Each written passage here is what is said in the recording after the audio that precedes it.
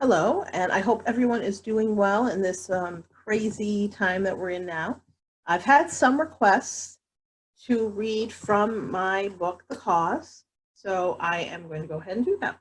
In case you don't know who I am, my name is Kristie Poehler. I'm the editor of the New England History and Heritage Journal, and I'm a published author, and I'm a lecturer and Civil War historian, and writing The Cause was probably one of the greatest joys in my life. It took me a long time, and definitely a labor of love. It's my baby. So I'm going to go ahead and jump right in. I'm going to start reading The Cause. Part 1, Making Camp. Chapter 1. Dearest Mother, I'm writing you from, well, I don't know where I am. It started off as a beautiful ride in Maryland. We left Baltimore early. The sun hadn't yet come up, but as it did, oh, the sky was pink and nearly purple. It was beautiful as the train chugged along. I was very sleepy as Charles woke me early to leave. We had been staying at the home of a banking friend of his, a Mr. Silas Merriweather. It was odd. I saw some monogram stationery on the desk in his library. He had a wonderful selection of classics. Papa would have been green with envy. And it had the initials J.Y. on it. Anyway, our host and his wife were very cordial, and I was really beginning to enjoy our trip. Suddenly, Charles was waking me, ordering me to dress and telling me we were going to be late catching the train. I don't remember seeing our trunk and hope it made it onto the train, but how could it? Only about 1 hour later, we stopped at a flag stop. Charles took my hand and very graciously led me off the train, nodding at people who stared at us as we went by. He was very charming. As the train slowly chugged by us, I noticed a brown horse tied to the post immediately behind us. I asked him if that animal was ours. He said it was and helped me on. You know how scared I am to ride. And Charles does too, so I was quite shocked when he mentioned nothing about my fear and just hoisted me on and climbed on after me. He said nothing more until we came to a clearing in the forest. It's been quite warm for the middle of September, and it pains me to think that 1862 is nearly over. But Charles and I have done quite a bit of traveling this year. I'm not quite sure what for, but now it seems he's left me. Don't worry, I'm sure he will come back. Once we stopped, he told me I had to get off the horse. I did, gratefully. As far as I was concerned, the sooner the better. I asked him if he was sure we were stopping in the woods, and I asked him if we were meeting someone here.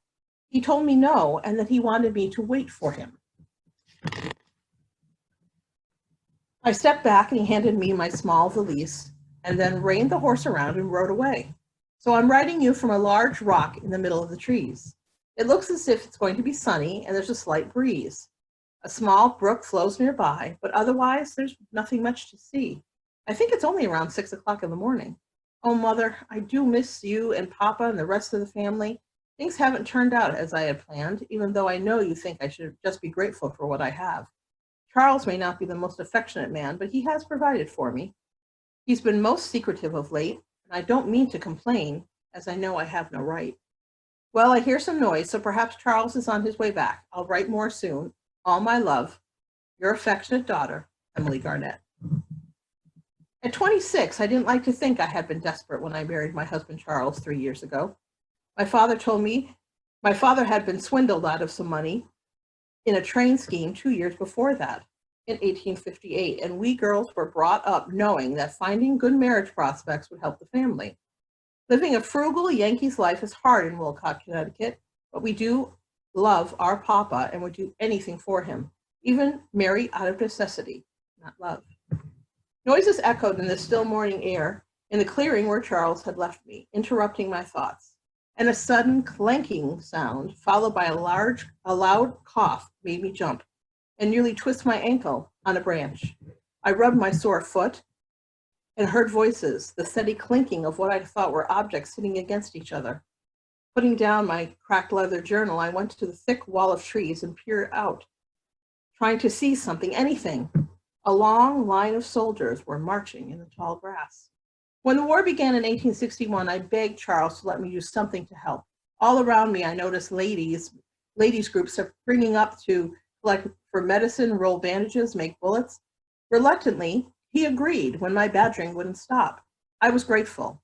Charles seemed to only get busier after the Battle of Bull Run made the papers in the summer, leaving me alone much of the time.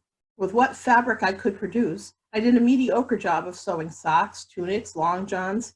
Then I paid a man to drive the goods over to the small Christian Commission office on Pine Street. I had to promise my husband that I wouldn't get any more involved than necessary or find myself in any important position. I also found an empty leather journal in Charles's father's old desk in the study and began to write my thoughts on the crisis. My father was too old to enlist, and I had no brothers or even brothers-in-law who had gone to fight for the Union. It was almost disappointing to watch the drama unfold from a seat on the sidelines, and even helping with the Christian Commission, I felt isolated, only talking about what I read in the local newspapers with neighbors and townsfolk I came across on the way to church or the market.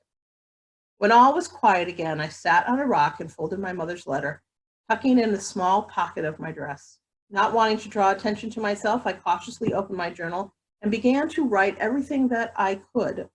The green leafy trees, the breeze as it ruffled them, the sound of the brook gurgling along behind me. From an early age, I loved books and the written word. I dreamed of becoming Jane Austen or Emily Bronte, and I had to admit it was fun to pretend I was writing a book about the war, even though I was really only a witness to it. My sisters thought me an odd duck because I was happiest alone. I actually didn't mind when Charles was too busy to act the proper husband, nor did I lose sleep when he was out of the house more than he was in. What I did bristle at was being told to stay put, to stay out of my family's lives, and to refrain from making too many friends. I put the pen down and sat in the peace and quiet for a moment. Where was Charles? What had happened to all of our belongings? Had Charles sent everything on ahead? Would the new dresses I bought in Baltimore be waiting for me when we got home?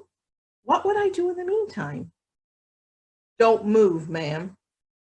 I jumped at the quiet but gruff voice. I still couldn't see anyone, but did as I was told. Who's there? I asked too loudly, my voice coming out pitched and wobbly. Show yourself. I'm in charge here. A short man in tattered drab clothing stepped forward. Upon his head was a slouched farmer's hat. A scraggly beard covered a pock-marked face, and he held a rifle in calloused hands. He used the weapon to block my path, even though I was not anywhere near him yet. You frightened me, sir. My hands went out in apologetic gesture. You see, I'm waiting for my husband. I didn't think I would bother anyone here. Am I on your property? Who do you work for? He asked the question with a thick accent, and it took me a moment to translate it. As he approached me, I noticed he wore no shoes. His feet were caked with mud. I don't understand. I don't work for anyone. Whoever they are, I'm afraid they ain't fixing to get our position this time around. He roughly grabbed my arm. Stupidly, I pulled away, hearing the fabric of my dress tear. Let go of me. You have no right. I got plenty of right. You walked through my picket line, and I have to take you to the general. I found myself squinting, as I often did when I was confused. Picket line? General? Had the row of soldiers that I seen earlier been part of an actual army camp? Look, I'm sorry. This is just a mistake. Please put away the gun. I'll leave right now, I promise. The man took a hold of my arm again, and this time I didn't move. No matter, ma'am. You still have to come with me. We began to walk, the soldier pulling me along. Within seconds, I fell. My hands and elbows were scraped and dirty, and I felt the tears as the fear took hold. I looked at myself as he hoisted me up. My fashionable off-white Charles Frederick Worth-inspired day dress, with its green pinstripes and bows along the front, were smeared with dirt. The left lace of my shoe had snapped, which was the culprit of my fall. Please, my voice faltered. I'm not, but the gun was pointed directly at me this time. I was convinced I could smell the dank, bitter smell of gunpowder, even though I had never smelled it before. Move very slowly, ma'am. Don't make no sudden moves and nothing will happen to you. My head was swimming. I felt dizzy and nauseous. She don't look so good. Another man came out of his hiding place and was soon joined by a third. Kind of sickly. Do you think she's the one, Corporal Little? I saw her holding a book, Private. Where is it? There, get it. She was scouting our position, probably, with a notion to traipse on over to Little Mac's camp to give us away. No one's going to say a pretty lady like that is lying. Except you. Except me. Little was happy. He waited for one of his counterparts to bring him my book, and we began to walk. I took the opportunity to scrutinize my captors. 3 men, 1 older, little, and 2 young, all dirty, each wearing a different color uniform, all in various shades of gray. All held rifles and wore arrogant, lopsided smiles. "Move!" Little commanded. As the others nodded, I closed my eyes, feeling ill. "Feisty, ain't ya?" One young man prodded me in the back with his gun. "They'll beat that out of you in prison camp." None of it seemed real. They grabbed my hands and tied them in front of me, leading me with the loose end of the rope. Silently, I let myself be towed to the camp, only yards away from where I had been sitting. The hill was crowded with rows of white tents. A small house on one end of the field had smoke wafting from its chimney. I was shocked and amazed. 3 soldiers ate from tin plates while sitting on wooden crates. 1 man gave a comrade a shave. Men cooked outside upon open pots balanced over large campfires.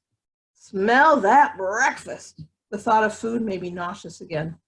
What was happening? "Take her to the general," Little had said. Surely the general, whoever he was, would see reason and I would be allowed to leave, find my husband, and meet the train as scheduled.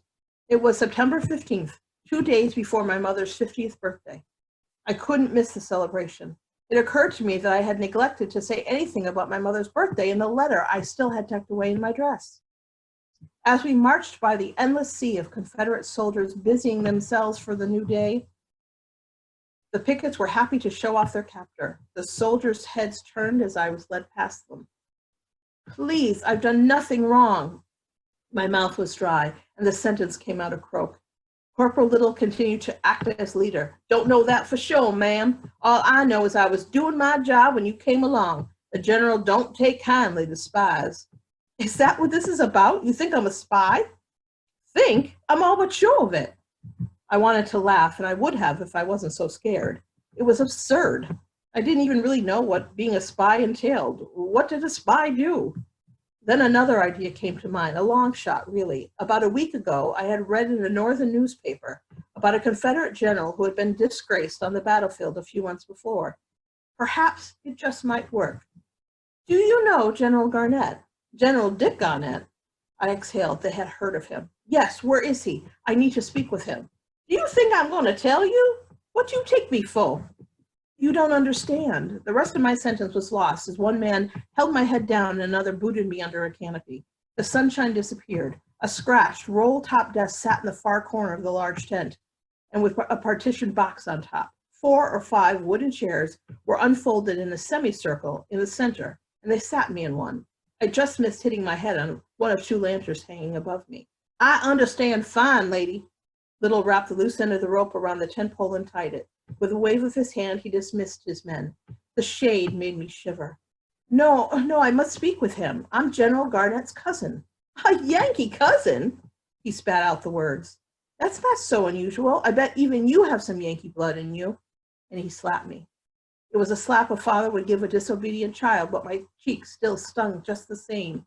I wanted to scream that it was a mistake, to let me alone, but I knew it was useless. "Don't tell me I've trashed Yankee blood in me, and don't try to sneak away. I'm going for Captain Goldreed right now." Blinking back tears, I wondered where Charles had gone. Had he purposely left me surrounded by, of all armies, the rebel army? Somewhere, deep in my heart, I knew Charles was in some sort of trouble. One of his business deals had gone badly, or he owed a debt. He had left me there so he could get away. I would only slow him down. But did he care so little for me to let me die as a spy? He had to come back. He wasn't completely heartless. General Richard Garnett was in Pickett's division, from what the Hartford Courant had said. My poorly thought-out plan was meant to fool someone into thinking I was the relation of a Confederate general. Would the fictional connection to a Southerner be strong enough to save me? It was then I noticed a copy of September 8th New York Times on the desk chair. Beneath the headline, regaling readers with the story of a visit from a squad of Confederate cavalry in a small article announcing the capture of many of the members of a spy ring based out of Connecticut.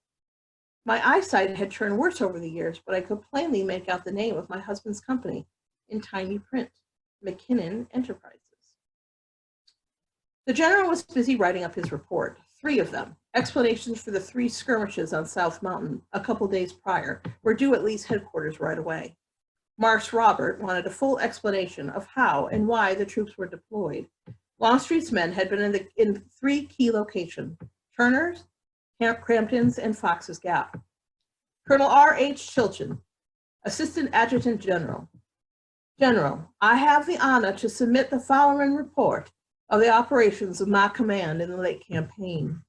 On September 2nd, the command marched via Drainesville, Leesburg, and across the Potomac at White's Ford to Frederick City, Maryland, arriving there on the 7th. I moved from Frederick for Hagerstown on the 10th and reached there with part of my command on the 11th, sending 6 brigades under Major General Anderson to cooperate with Major General McLaws in the assault upon Maryland's Heights and Harper's Ferry. During the operations against this garrison, the approach of a large army from Washington City for its relief was reported.